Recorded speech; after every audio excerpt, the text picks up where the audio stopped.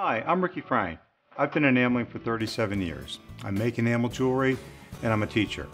I love the way light passes through glass, and what I'd like to do is try to remove the intimidation from the process of enameling and make it so that you feel like you can enamel too. So for today's project, what we're going to do is do a Cloisonne piece start to finish. Cloisonne enameling means there's a wire separating color areas. It doesn't have to be very complicated, it just means there's a wire somewhere. So in order to do this, we're going to break this down into several stages.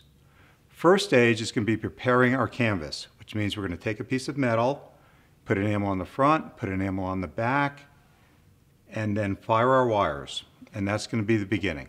So to start with, we're going to use fine silver in this project. And what I've got here is a fine silver disc. This is 1 inch diameter, and we're working with 26 gauge silver. It could be thicker. I wouldn't go much thinner than this. So to start with, I'm going to put it on a ceramic honeycomb block and I'm going to heat it up, and that's going to anneal it, which softens the metal. When it's soft, I can shape it, give it a slight dome, and that's going to be the beginning. So I'm going to start with a little butane torch. Any type of flame will work for this if it heats the metal and anneals it. And I'm going to heat it up, moving it quickly just so it heats up quickly. And what I'm looking for is it's starting to turn slightly matte. Some people put a little bit of magic marker or Sharpie on there, but we can see it's turned slightly matte. Turn that off, get a nice long tweezer, and I can quench this in some water to cool it quickly. It's not going to hurt anything at all. And now this has been softened. I need to put a dome on it because when metal heats, it starts to warp. And putting a slight dome on it is going to help keep it from warping during all the firings that we're going to do. Because we'll probably be doing about 10 firings in this piece. I've made a little dapping block. It's got a slight dome in it by taking some jet set material, which is thermoplastic, and when it's put into hot water, it softens, and then I can shape it. So I've just put a light bulb on here to give it a slight curve. So I'm going to take my thumb, it's very soft because this is fine silver, and I'm just going to press it down. And then I'm going to even it out a little bit, and I am ready to go. So we saw that when I heated the fine silver, it turned white. Now if I had it polished and I put clear enamel over it, and I put it in my kiln, it would anneal again and turn white. So what I want to do is find a way to create a mirror finish on this throughout the firing process so it stays nice and shiny, reflecting light.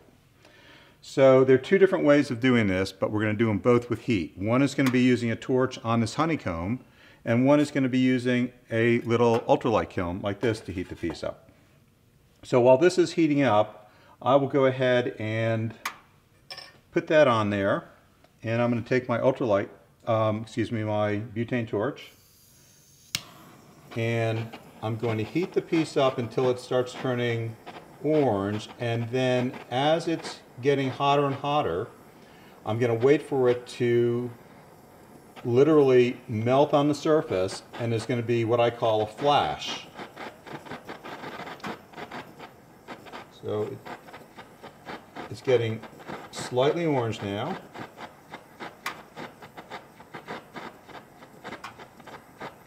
And we can see it's starting to flash slightly.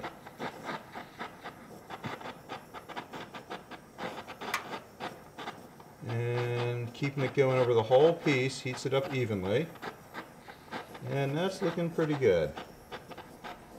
Let's get it all there. It's a little uneven. So I think what I'm going to do is heat it up more evenly in this hot plate kiln, because this is going to heat the whole piece up with the kiln, and then I can use the flame just to flash the surface.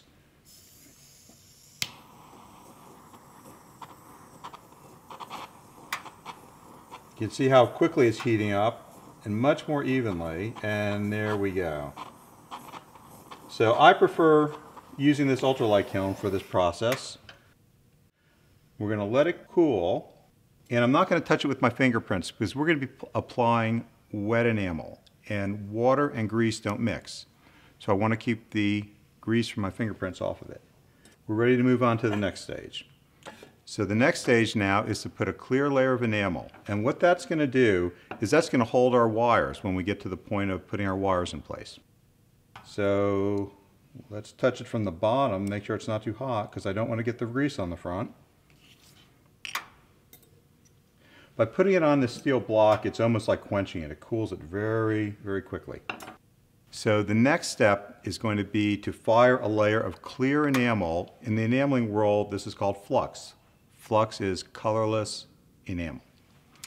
And to do this, I'm going to start with some Thompson unleaded enamel, and I'm going to use something called transparent 2030. It's a medium fusing clear enamel. And I could use a hard enamel, but I always like to use either a medium or a harder fusing enamel as my base, because I don't want it to bubble up through my colors later on. So to get started, I'm going to grab a little cup, little plastic measuring cup, and I'm going to take a spoon and put a little bit of enamel in here. This is 80 mesh enamel, and what that means is that there are 80 little holes in a 1-inch screen. So all the enamel in here is small enough to go through those holes. That means that there are lots and lots of smaller grains too. Now, when you work with glass, and enamel is a type of glass, there are air bubbles when you melt glass. And what causes enamel to be cloudy is too many air bubbles.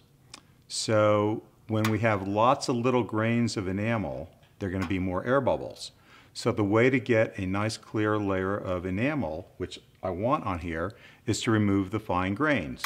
So one simple way to do this is to take some water,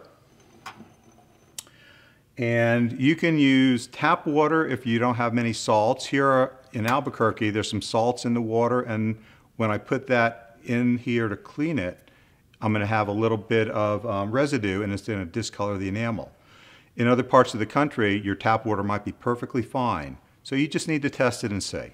So I'm going to put a little bit of some distilled or deionized or spring water, swirl it around, and we can see those fine particles in the water. And I'm going to do this enough times so that when I swirl it, the water stays clear, and what's happening is the larger grains are settling to the bottom. I feel like I'm going to put so much time into this piece, a couple extra seconds isn't going to hurt anything. So my next step is to fire a layer of clear enamel on here. So I've got to get this onto this piece. So I'm going to take a paintbrush. This is maybe anywhere from a 0 to a 1 or a 2. And I've got my cup of water here, and I've got my enamel here. And what I can do, because I'm using this cup, is I can tilt the cup and have either wetter enamel down here or drier enamel down here, and it gives me a lot of control. Because what's going to move the enamel is the water. And what I always try to tell my students is to find your water so that the right amount of water is on here so the enamel flows evenly. So I'm going to start with some onto the piece, and again, this is the 2030 unleaded enamel. And notice the angle of my hand is so that my brush is very horizontal. If I start going like this, I start poking divots into my piece. And I'm going to use some water to move the enamel. And what I'm looking for is a nice even coat. But instead of obsessing about it right now, I'm just going to consider this my layout process, and I'm going to try to get enamel on the piece, and then I'm going to go back and make sure it's not too thick or too thin. Because as I said before, too many air bubbles makes your enamel cloudy. And the thicker this layer, the more grains of enamel, the more air bubbles. So if I get it too thick, I'm going to have too many air bubbles, and it's not going to be clear. And what I'm looking for is it not to look white. So when it looks, I'm going to pull some over here. When I'm not seeing the silver color through, it's too thick. And where I'm seeing the silver almost bare, it's too thin. So what I'm trying to do is move the enamel, and I'm using just the tip of my brush with a very, very delicate touch. And I'm touching the highs so they flow into the lows, sort of like pushing the mountains into the valleys. Moving it out to the edge as close as I can get it without running over the edge. And if I want to be a little fancy, I can do a little tap and that settles it a little bit. And now I'm going to take a little bit of toilet paper and make a little twisty, and very, very gently I'm going to blot the water. And what I'm looking for is the toilet paper to stop moving or turning dark with the water. And when that happens, I know I have enough of the water out to fire it. Most books will tell you you have to dry this completely, and that is incorrect, because there's not enough water in here to steam up and ruin the enamel. And I'm pretty impatient. I like to move quickly through these pieces. So I'm going to get a firing screen. This is a little 4-inch stainless steel. This is a piece of fiberglass cloth, and these are wonderful for firing our pieces on. And I'm going to, very gently, you might use a little spatula to make it easier to get it on there, or even an index card or a postcard. And I'm going to put it on here. And I don't really need this firing cloth because there's no enamel on the back and it wouldn't stick to the screen. But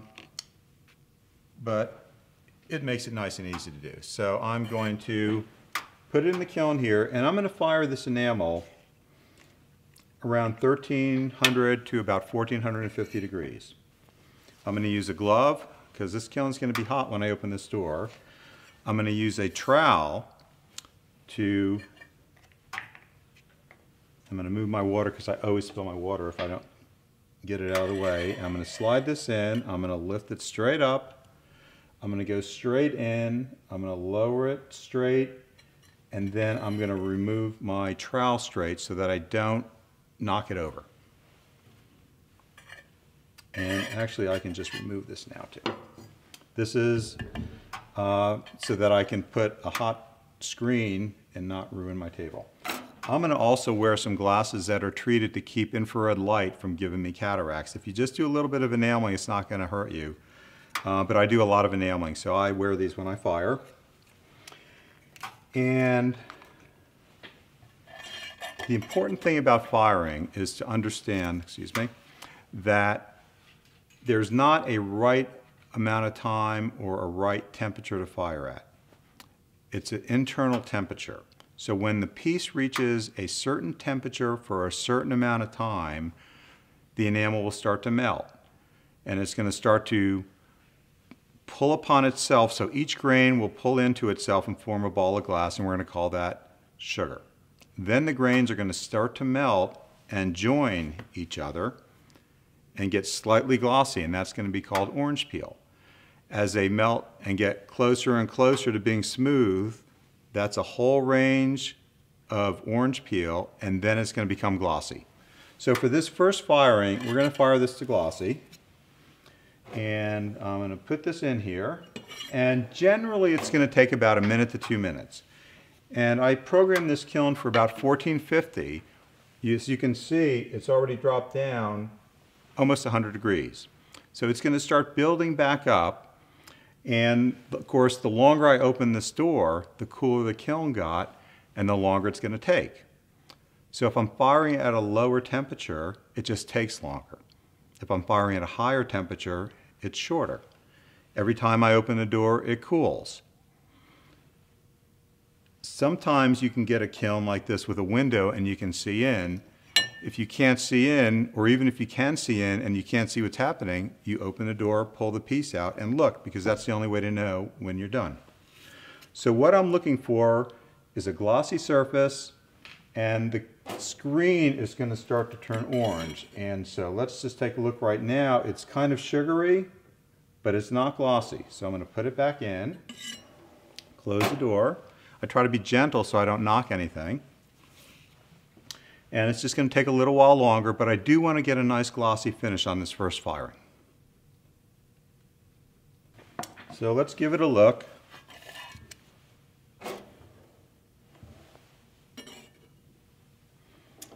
It's almost perfectly smooth. There's a little bit of texture there. And if I run my trowel along here, I can see whether that texture is from the enamel or from the texture on the silver before I fired it.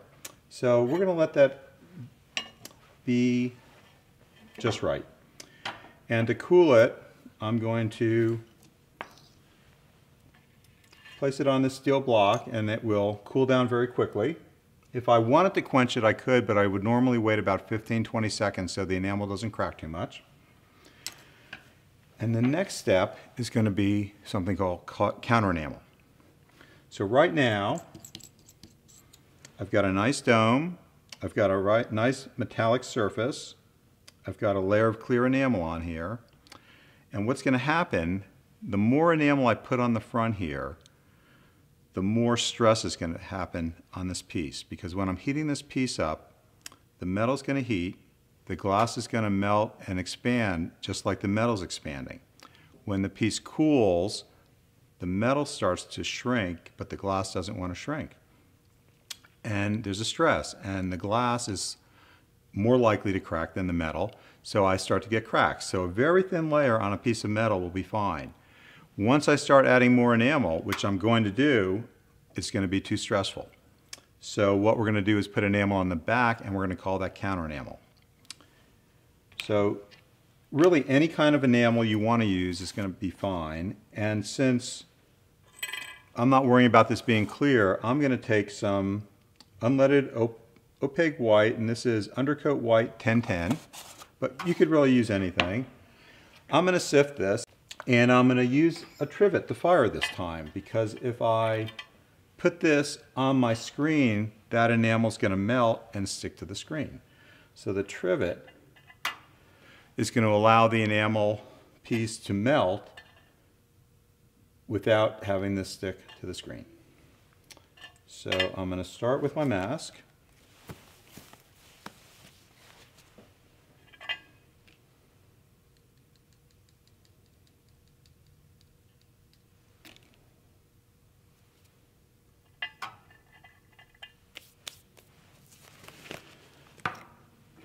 It's fairly easy to put a circle in a trivet like this, but if I had an odder shape, I would want to try to find out what position to put it in the trivet before I sifted, because what would happen is every time it would fall, I'd have to redo the sifting. So I always take my shape, put it in the trivet first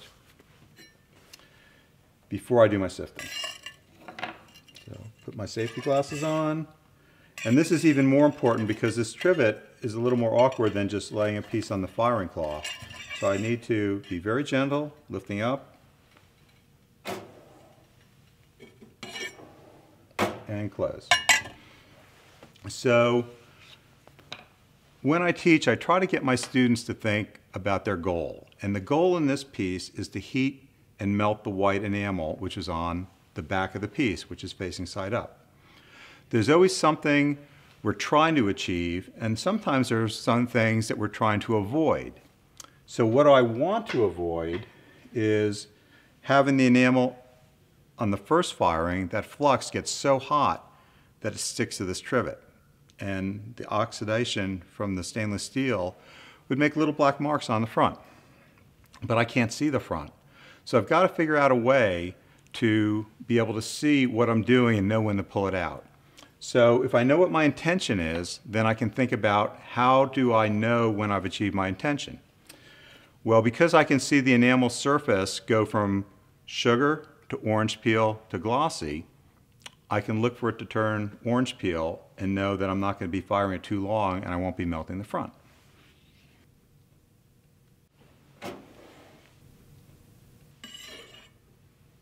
There we go. This is a little less orange peel than the first firing.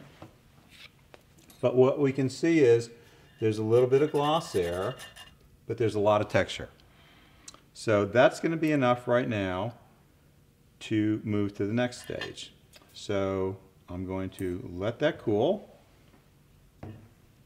And let's just give it a few more seconds and I can quench it and I can move on to the next step.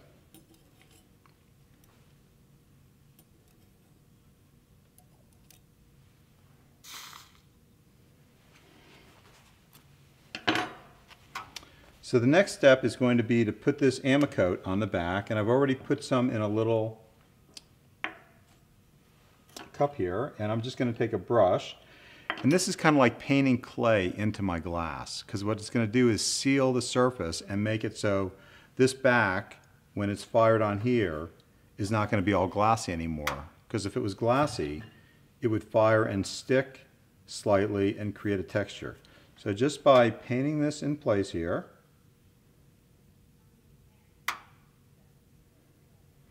I try to keep it as thin as I can because it's only going to stick where it's touching the enamel. And I can just either put this on the kiln. Again, this is probably hot, so I'm going to be careful with that. Nice easy way is to just put it on here, put it on top of the kiln and let that dry, or if I've got something to do or work on some other pieces, I can just let it air dry and come back. So that's going to be the end of preparing what I call my fine silver canvas. I think of what we're doing as being a painter. So I've got my canvas ready, and the next step is going to be starting to do the design, which will be wire work and then color.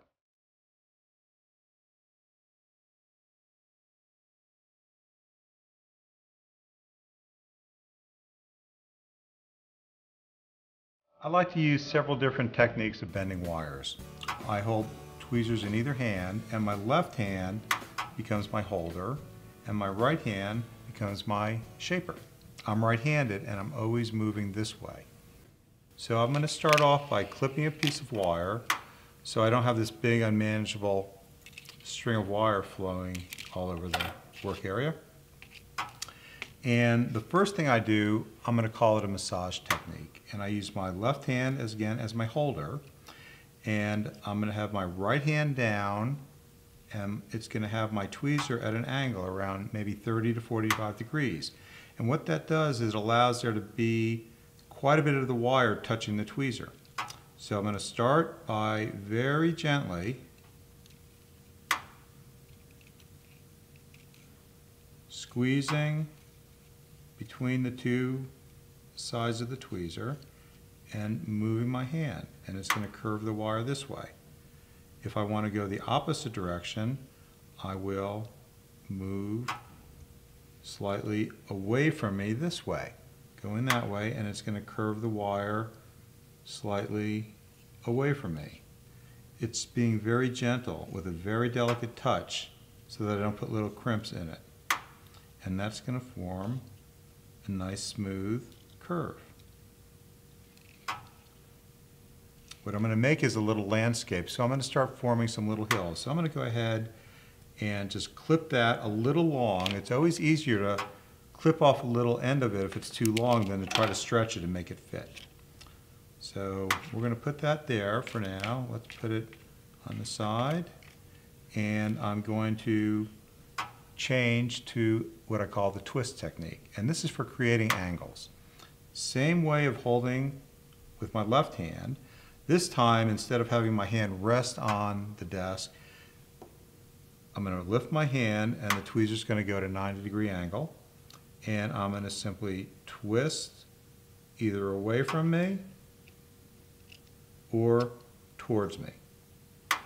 And as I move along the wire, I will move my tweezer that's holding so I can get a nice sharp twist.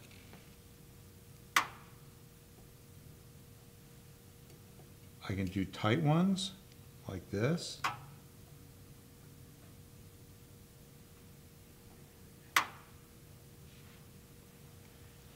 And then if I want to, I can move my hand and let my finger be the holder.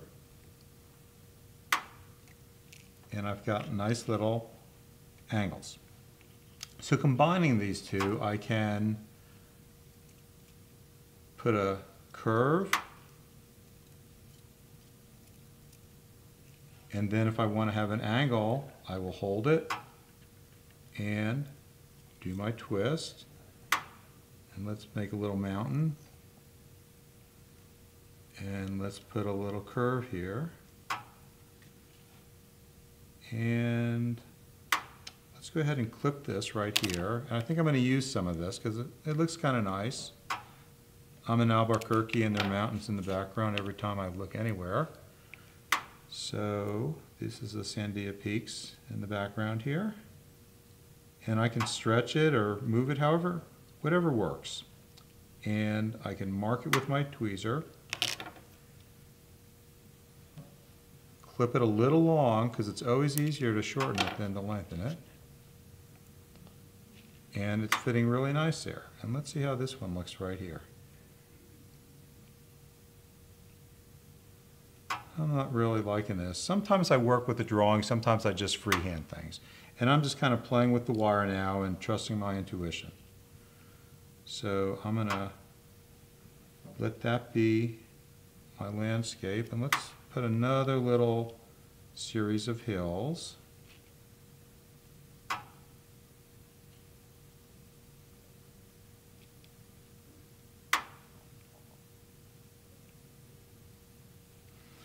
And that's going to be my landscape. I'm going to put a tiny little moon up here. But let's go ahead and put some glue on here to start with. I'm going to take my wire and dip it in. And all I need is a little bit of glue. Often a student will make the mistake and think that the glue is going to hold the wire in place the whole time. And they put lots of glue on. And then they come to me and ask me, do they have enough glue? And the thing to remember is the glue is just holding the wire in place onto this enamel surface until I get it into the kiln and the enamel melts. So my intention is for this enamel to melt and the wire will stick in place. The glue is just used to hold it in place until the enamel melts. So I don't need very much glue. Let's do that again because I forgot that I already had some glue there. And let's do this one. Just a little bit of glue. These wires are all slightly domed just from the way I've been curving them. So they're making pretty good contact. There are a couple little gaps here where the light's coming through and they're not touching the wire. And that's okay, because when it comes out of the kiln, I've got about 7 or 8 seconds when this enamel is still slightly molten. And what I'm going to do is I'm going to take a little palette knife and touch them down very quickly, but very gently. And that will take care of some of these gaps. So creating the moon is going to be a little more complicated, and it's going to use a couple different techniques. So I'm going to start with a twist. Like this, and then I'm going to take a flat nose pliers and squeeze the tip, and that's going to give me a nice point. So this is one more technique I use. I use the massage for curves, I use the twist for angles, but if I want a really sharp point, that twist isn't going to get a sharp enough angle. So what I can do with a twist and a squeeze with the pliers is create a point. Like this. So I could integrate that point into any part of my design. The way I'm going to do it on this piece is I'm going to wrap it around this bezel forming mandrel. And the way I'm going to do that is I'm going to hold this in the palm of my hand like this, and my thumb is going to be able to rotate the mandrel. And I'm going to take the point is here, and I'm going to kind of judge how big I want this moon. The closer to the tip, where it's smaller, it'll be a smaller moon. So I'm going to put it right there and start to roll and bring this over. And it's looking a little small to me, so I'm going to stretch it up on the mandrel and make it. I've got a lot of space there, and all I'm putting is a moon, so I want a slightly larger moon. And I can wrap this around slightly, and then as I slide it off the mandrel very gently, I'm going to have a nice curve there. And now what I'm going to do is open this up slightly, spread this so I can get my tweezer in here, stick the point in the other end, and you can see as I'm doing this, it's really nice to have fine tips on these tweezers to get into these tiny spaces. And now I can just kind of nudge that moon open to create a nice little new moon. Touch it up a little bit.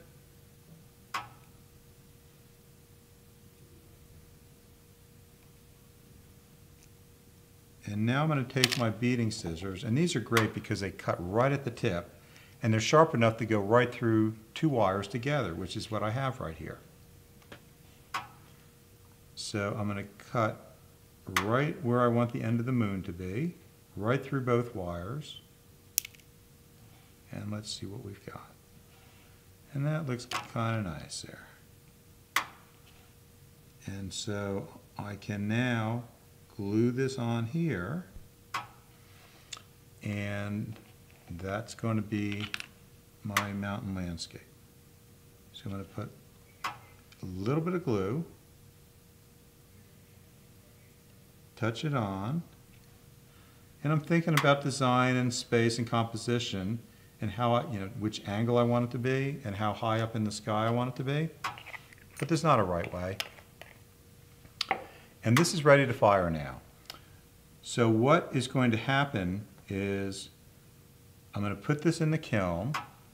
The glue is literally, depending on how much glue I had on there, it's going to catch fire. I don't have enough glue on here where I'm going to see flames. But it's going to start burning and turn black, then it's going to turn brown, it's going to turn yellow, and then when that yellow disappears is how I'm going to know the enamel's melted. Then I'll pull it out, and I'm already aware that I've got a gap there, so I'm going to be looking for this space to touch down right there, and I'll probably touch these ends down a little bit, and I'll do a little touch on the moon, and that'll kind of seal those wires where there were gaps. What's nice about the blue stick is this doesn't need to dry, and I'm ready to fire this as soon as possible. If I wanted to, I could leave this for weeks and come back and fire it whenever I want. So the next step is going to be putting it in the kiln, and it's going to be the same amount of time as it takes for this enamel to melt. So again, I'm starting at 1450 in the kiln.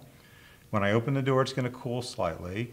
Closing the door, it's going to start heating up again, and then every once in a while, I'm going to open that door, look and see if that glue is burned away, and when I think it's pulled and burned away, I'll pull it out, touch it down, and it's going to be ready to go for color. And that's looking pretty good. I don't see any brown on here.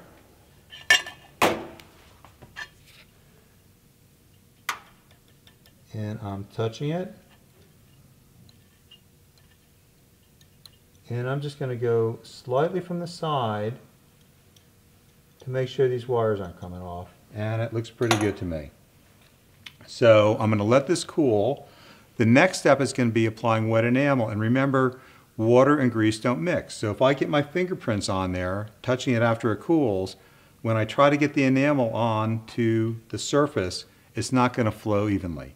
So at this stage, I'm always keeping my fingers off, and I don't want to use my good tweezers to pick up something hot because I'm going to anneal the tips, and those nice tips of these good tweezers are going to get soft, and the next time you touch them to something, they're going to bend.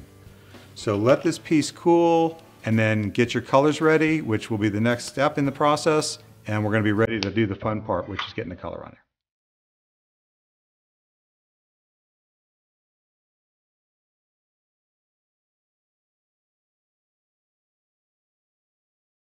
My wires are fired in place, and the piece is cool, and it's ready to start having the fun with the color. What I've got here are several cups of different colors. These are transparent, unleaded enamels, and I've prepared them the same way I prepared my flux earlier. I wanted to get the fine particles out so the enamel is going to be as clear as possible without having tiny air bubbles throughout. So I've rinsed out the fine particles on all of these different cups. So these are ready to go now. And what I'm going to do is I've done a little color study here to see what these different colors look like over fine silver. This is over a pattern, but it still gives me an idea of the colors. Sometimes when I'm working, I do a color study, I do a painting, a color pencil study, and sometimes I just freehand things and work intuitively. And that's what I'm going to do on this project. And again, I'm in Albuquerque, so I'm going to just make believe everything here is green, which it's not. So I'm going to start with my mountains, which are going to be down here. And I'm going to start with darks on the top and work my way light. And actually, I think what I'll do as I think about this is going to be a dark sky, so I really want to have some contrast here. So I'm going to work dark and then light, and then as you're looking at the mountains, the closer mountains are going to look darker.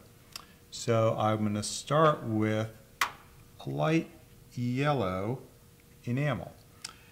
When I'm putting my colors on, you can always darken your colors, but you can't lighten them. What we're really doing is painting in thin panes of glass. And I can put a darker pane of glass over this and the colors will be slightly darker, but I can't put a lighter pane on it and make it darker. So I think of it as a watercolor doing washes, painting a layer, firing it, and then I can come back and darken it, or I can change the tint slightly, change the hue by adding another color. So I'm going to put just a little bit of green over on this side, and I'm going to brush and kind of feather this so it's blending together. And I'm trying to keep this thin, because remember, the thicker the layers, the more grains there are, the more air bubbles, the cloudier it's going to look.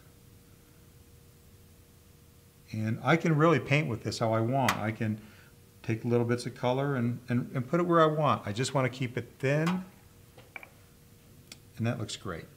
So I'm going to take some of the same green, start at this end, and I've got a nice contrast there between the yellow and the green. If I had yellow next to yellow, I would lose that line and it would look like one big yellow shape. And I'm going to use another green. This one is 2305. And I'm not too worried about how this is looking. As long as it's staying thin and clear, I can come back on the next firing and change the colors. And I like the way that's looking. And I'm going to go slightly darker on this next one. This is a darker teal. So I've got a darker pane of glass. So if I have a thinner layer, it's going to be lighter in value, which will let more light through. So I'm going to keep this nice and thin.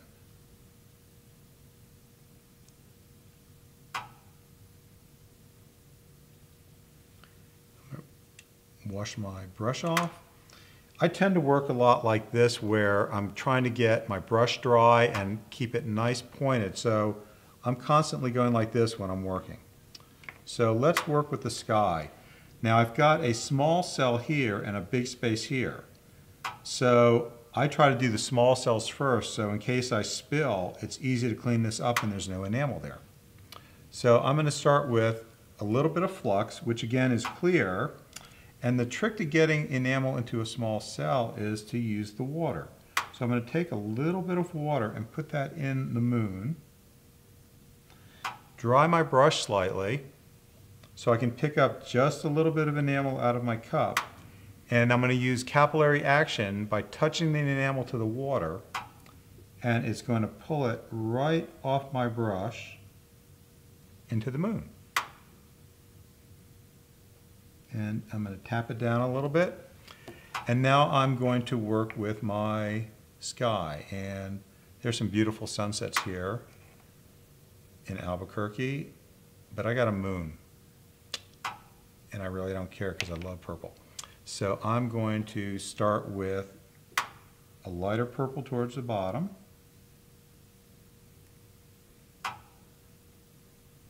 And again, I'm trying to keep it thin because I don't want air bubbles, because I want really bright, clear colors.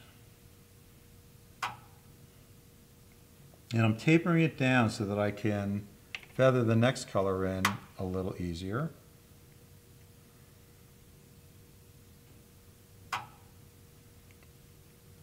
And these are pretty close in color, and I know that I've got a darker purple that I can use later. So again, I'm thinking in layers. I'm not trying to get everything on this first layer the way it's going to look at the end. It's just a wash, and I want to get a basic layout of color, and I want to get a thin layer. Notice how I'm using the tip of the brush to move the water. It's nice and wet. If it gets too dry, I'm going to be chiseling it, trying to get the grains to move, and it becomes very frustrating. So if you have that problem, take a little bit more water on your brush, add a drop, and try to find your water. I'm going to take a little bit of toilet paper, one of my favorite tools, and very gently, so that I don't disturb the color, I'm going to start to blot the water out, and we can see that water moving through the piece into the toilet paper. And I'm going to take the other end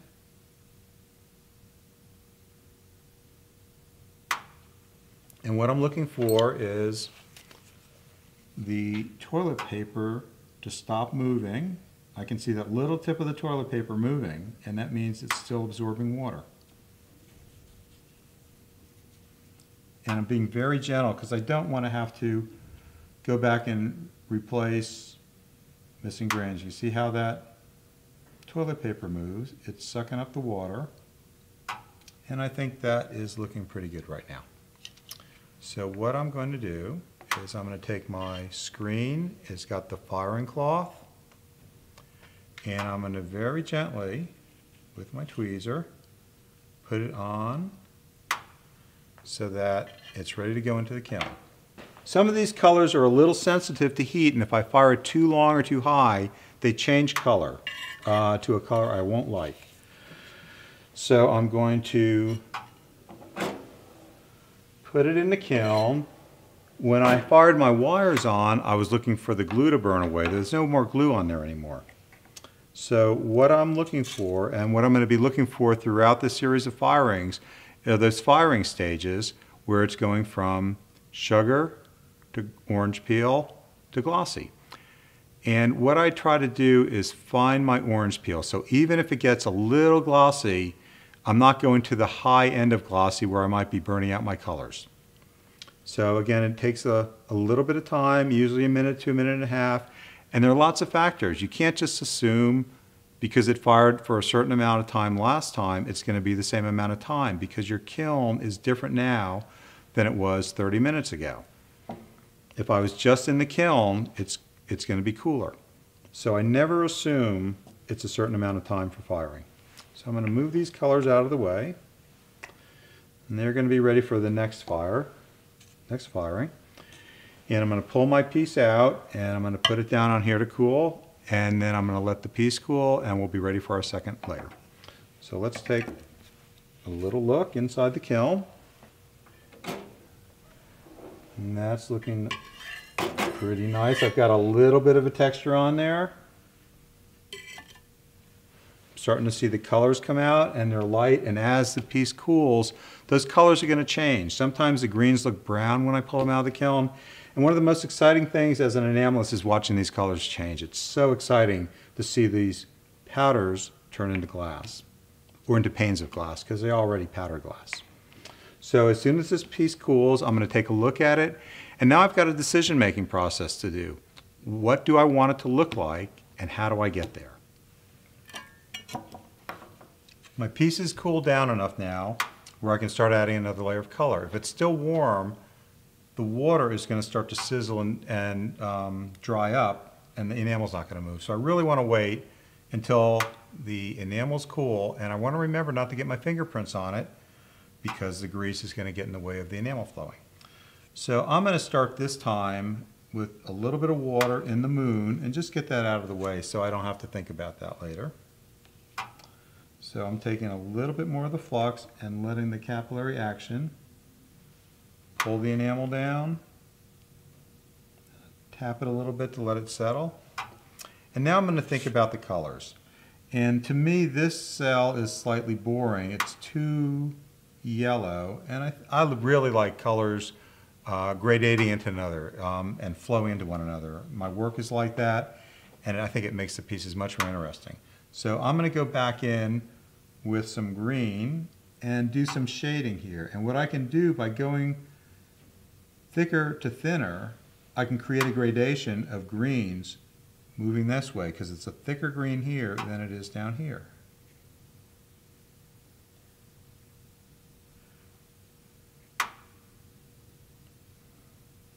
And I want to make sure that this color here is not going to be the same color and value as there because I'll lose that shape.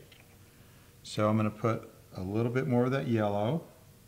It's kind of a yellow-green after it fired.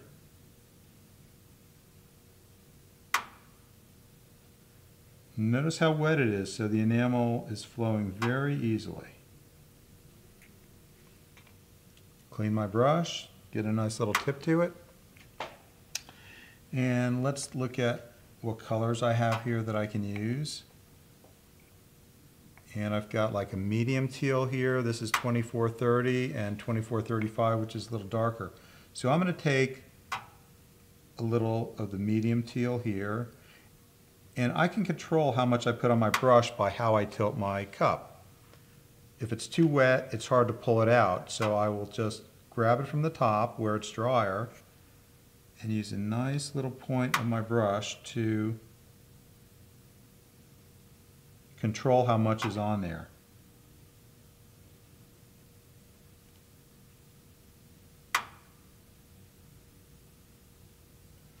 And this is giving me a little shading effect here. And let's go back in with, I think I'll use the same green that I used before here. And I'm going to put a little bit more of that green over here.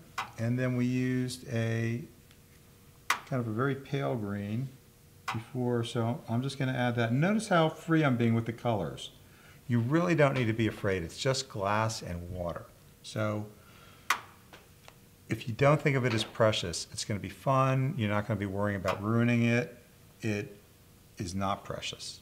It's only as precious as you make it. And I'm going to come in now, and I think I'm going to put a little blue in here, and that's going to change this color from being one solid layer of teal to a little bit of blue-green. So I think I'll do that at this end, and I'm going to go from blue from here over to teal there. So I'm going a little thick on this side and tapering it down. And then a little bit here. And this color, again, is a little darker. So I'm creating a darker pane of glass. So I really want to keep it thin if I want the light to shine through. And now I get to play with the sky. And it's a little wet, so I'm just going to blot it just a little bit to get some of the water out. And I'm going to start with the same colors. These purples, even though they look purple, they're still firing slightly peachy. And then I've got a darker purple that I didn't use before that I'm going to use up here to create a darker sky there. So I'm going to start with this lighter color here on the bottom. Just put a little bit. Before, on the first firing, it went up to here, but now I've got to leave room for the darker purple.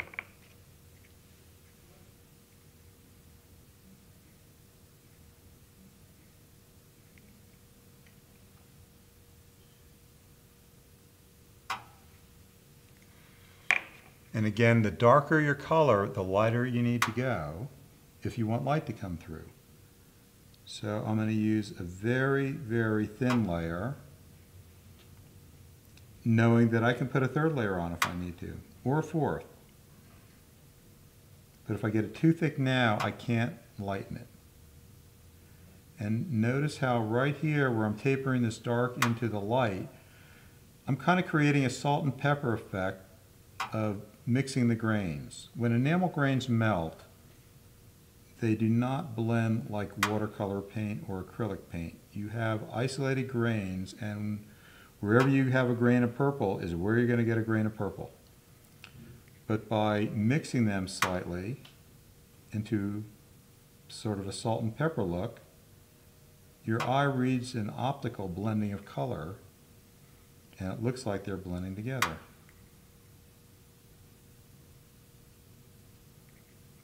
The way to get a nice even layer here is to try to not have hills and valleys. Because if I have a hill of enamel, and I'll just do a little sample here, if I've got it too thick here, I've really got a thicker pane of glass. It's going to be a darker color, and it's going to look darker here than here. So one way to fix that is just to take a little bit of water and top it onto the mountain and push it into the low areas. Or if I wanted to, I could just scoop some off and just fix it. Again, it's not precious, it's just powdered glass. It's nothing to be afraid of. And as I'm working, I'm thinking design-wise too, because I've got shapes here. I've got a dark purple shape here and a lighter purple peach shape there, and I'm thinking about this line and what angle I want it to be and how crisp I want it to be. So I'm trying to feather it down into the horizon there. It's too wet to fire, because if I put this in the kiln just like this, the water would steam up and those grains of enamels would just start to fly all over the place. So just like I did on the first firing color, I'm using the toilet paper to blot out as much as the water as I can. And I'm looking for that toilet paper to move. And I don't want to take the paper from here and possibly have lifted some purple and put it in there. So I'll use a different piece of paper to touch different areas. See how that's moving like that? That's the water going up into the toilet paper. That should be good. I get my firing cloth, put it on there. It's ready to fire. I'm going to move my water so I don't spill it.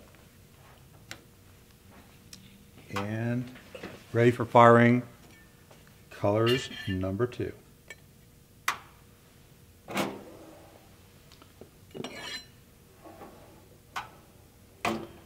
And I'm looking for the same thing on this firing. I'm looking for the orange peel. So again, when enamel starts to melt, glass likes to melt into a ball. So a little grain wants to pull up and create a ball. So when the enamel starts melting, all those little grains start to crawl up into balls, and it looks like the surface of a sugar cookie. When there's more time-temperature relationship, it's building up an internal heat within the enamel, those grains, those individual grains, are going to start to melt into one another, and it's going to be textural like the surface of an orange. And as it gets hotter, it's going to smooth out, and if there's texture, there's still called orange peel until it's perfectly smooth, and it's going to be ready to pull out. So again, I'm looking for the orange peel so that I don't overfire it. Oh, that's looking good. And you can see there's a little bit of texture on there, especially up here. And so what we've seen is we have a little bit of orange peel here, and it's kind of glossy here, so it's quite possible that this purple melts at a higher temperature than the other colors. And that's why it's still orange peel. So we're going to let that cool down, and I'm going to do the same thing. I'm going to take a look. I can still add color. There's not a right way for to do it. I have to make choices. This is the artistic creative process here. I can darken colors, and I can slightly change the hue. I can't take a red and make this a red now, but I could put a blue and darken it and make it a teal. I could put a red over this and make the purple a little more of a red, but I'm getting limited as to what I can do. So it's better to kind of plan this out in the beginning.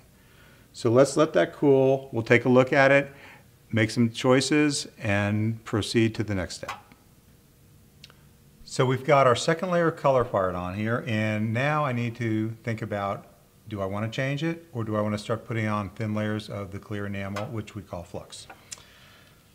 I'm thinking this guy needs a little bit more dark into it, so I'm going to put another layer of some of this dark purple, and this is number 2780.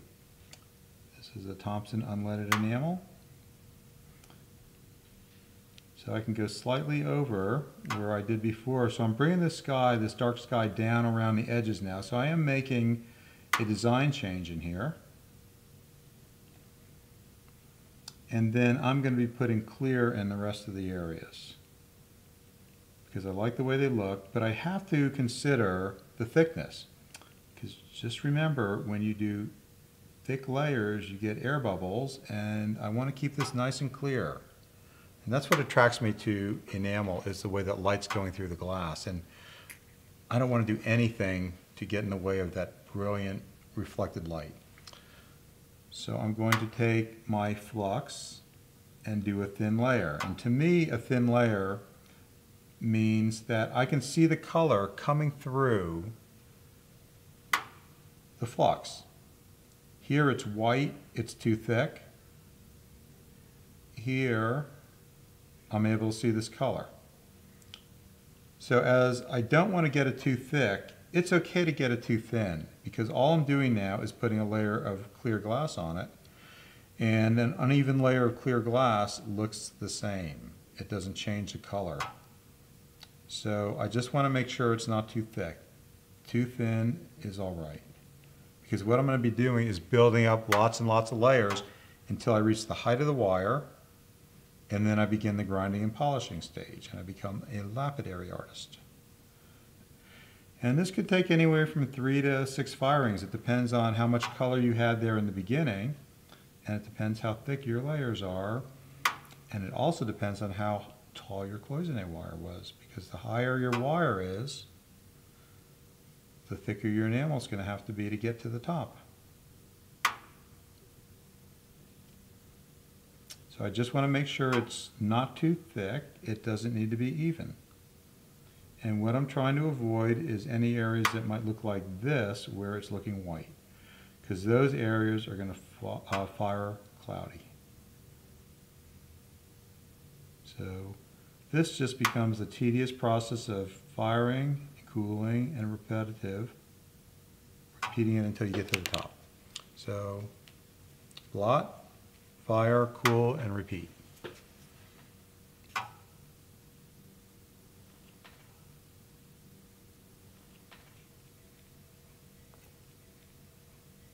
Fire and cloth, and into the kiln again we go.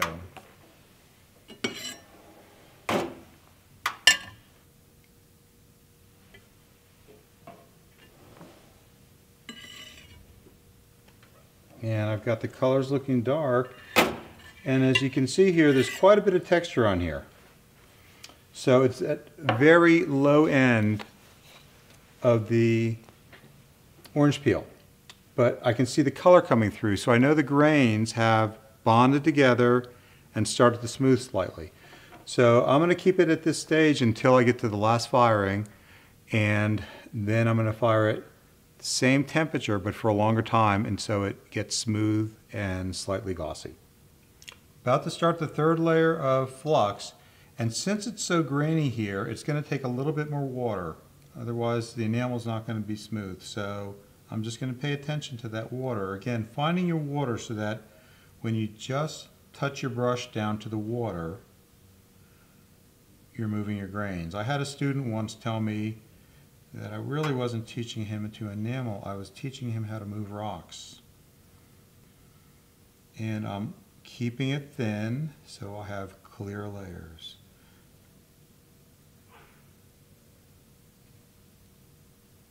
When I'm working in my own studio on a series of pieces, I generally am working on 1 or 2 or 3 pieces with color, and then I wait until I have several pieces and I do the fluxing all at once, because this is kind of mindless and I can put a lot of pieces on the screen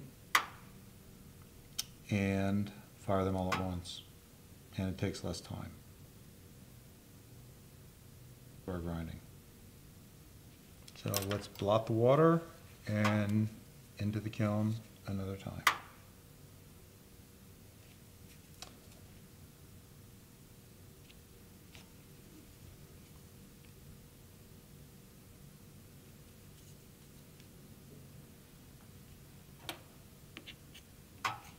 Onto the firing cloth.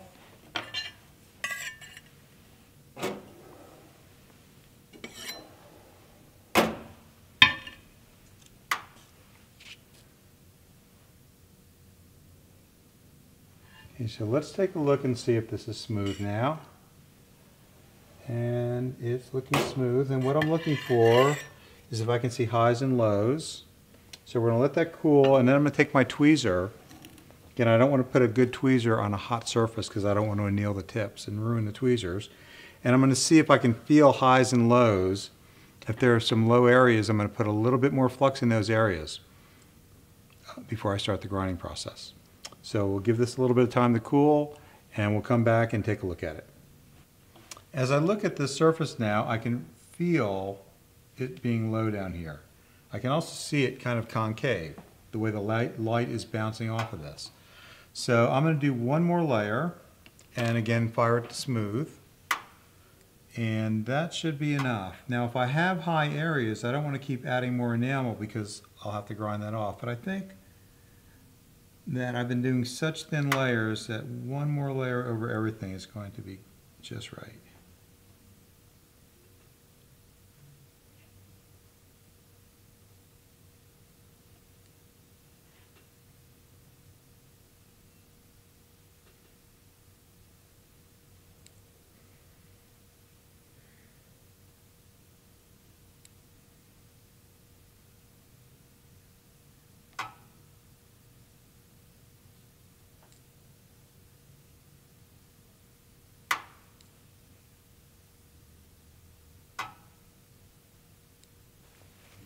So it's looking good. Be a little more gentle.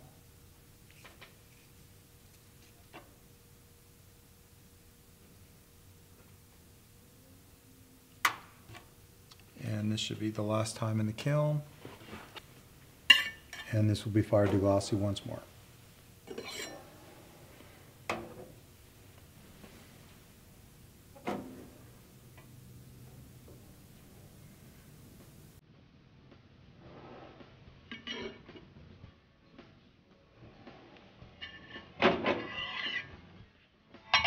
We'll let that cool.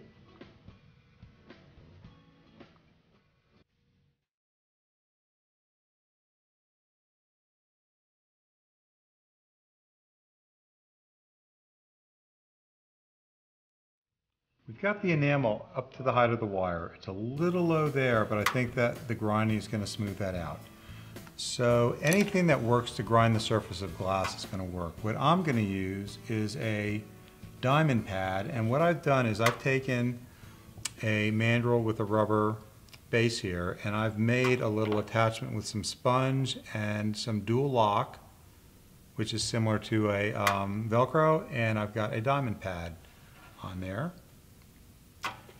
And we want to do this with water. So I'm going to wanting to be getting the wires ground and the enamel ground as well. So I'm going to go very slowly to start, and I'm going to begin just by grinding down the edges of the wire. And I'm going to keep doing this wet, very gently and not too fast. And remember, the piece is domed, so I want to keep it going over the dome. If I go straight through the center, I'm going to drill a hole of color right through the middle. And what we can see here are the wires beginning to become exposed, which means there's no enamel on them.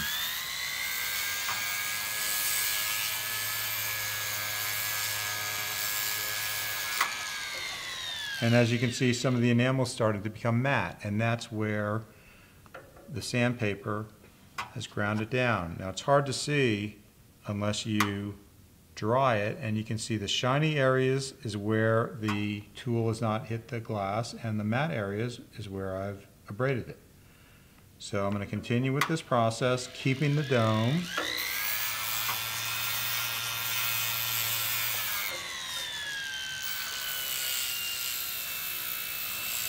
When you're first doing this, you need to be fairly careful that the piece isn't going to fly out of your hand, and that you're making nice long strokes so that you don't put facets into your piece.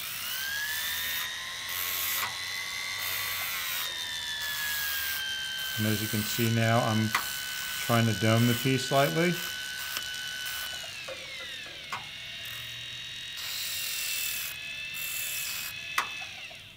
And that's feeling good, and it's looking good. So I'm just going to ignore that tiny little glossy spot there. It's so slight that no one's going to notice it when I do the polishing. So the next step is polishing. This was grinding. This was removing enamel. This was smoothing everything out and shaping it and getting the enamel off the wire so that everything is level. But it looks very matte now because we have worked a 200 grit sandpaper on it. And it looks very frosty. So I want to get this polished. Now there's several ways of doing this. One way would be to take finer and finer sandpapers and remove the deeper scratches. But that's going to take a little long for me. And so another way is going to put a fire polish on that. And what that means is to put this back in the kiln, let it get hot again. All these scratches and pits are going to melt and everything will get smooth and shiny again. But now it'll be level and the wires will be exposed. But I've got a little bit of problem. As we can see, the white that was on here is not clear water, and that's lots of little bits of this enamel that's been ground off, and the surface is pitted. So that white is getting into the enamel. This is the ground enamel. And if I don't clean this off, when I fire it, it's going to fire as a gray sheen over the whole piece and look really crummy. So what I've got here is a glass brush. It's got tiny little blades of glass. You want to be careful that you don't get these in your finger. And we are going to scrub. It would actually make sense to do this with some really clean water, but I think this is going to be okay. I usually take this to a sink and do it over the sink with clean water. You can't really see anything happening. It's microscopic, removing those bits of grit. So we've got that. We can put that right on. I can touch it with my fingers because I'm not putting wet enamel there, and I don't have to worry about the grease. So we're going to have one firing. Hopefully this will be the last one.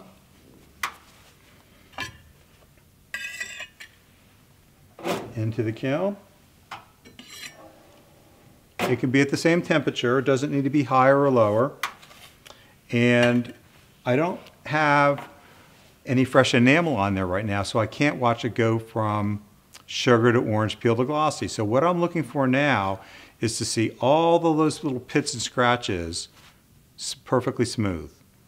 So it was pretty matte, so I'll see it get shinier and shinier.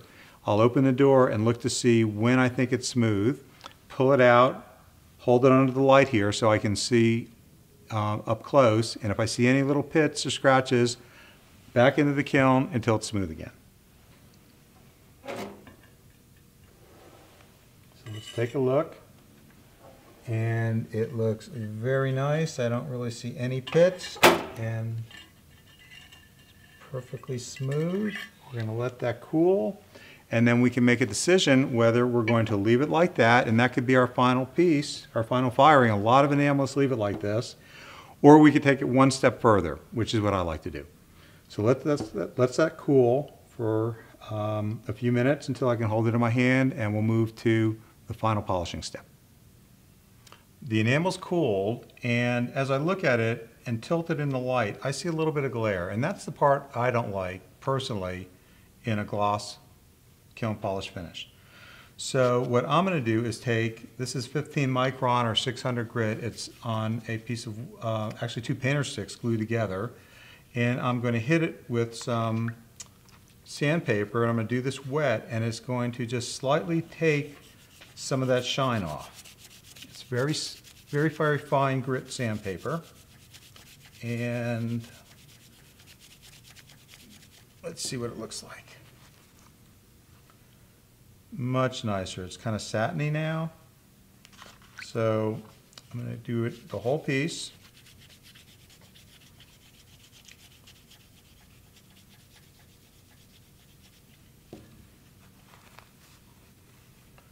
There we go, and hopefully you can see that it's not as much glare on the piece. I see a little bit over here. So I'm going to do it just a little bit more. And then just to spice it up a little bit and make it a little shinier, it's not going to affect the glare, but it's going to make the colors nice and transparent. I'm going to take a polishing compound called ZAM, which is made for polishing glass and stone. And just touch it up slightly, and that will make it perfect. I've also used something called Fabuluster. So I've got my flexible shaft and my ZAM. I'm going to take a dust mask. It doesn't need much, so really just touching it will do it.